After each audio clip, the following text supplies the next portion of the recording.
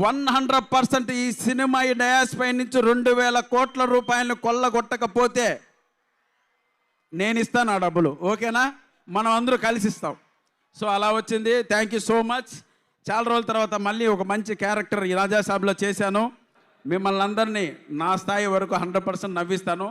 ఎంతమంది కమెడియన్లు ఉన్న ఈ సినిమాలో సోలో పర్ఫార్మెన్స్ ప్రభాస్ అన్న, ఓన్లీ వన్ కమెడియన్ ప్రభాస్ అన్న, రాసి పెట్టుకోండి. మంచి మనసున్న మహారాజు, ఎవరికి ఏ కష్టం వచ్చినా తీర్చేసే మహారాజు మా ప్రభాస్ అన్న.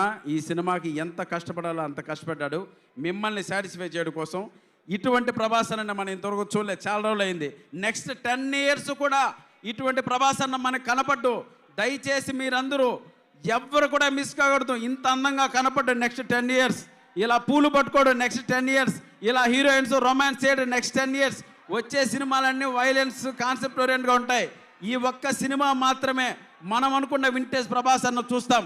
కాబట్టి అందరూ సంక్రాంతికి మనం జెండా ఎగరేస్తున్నాం.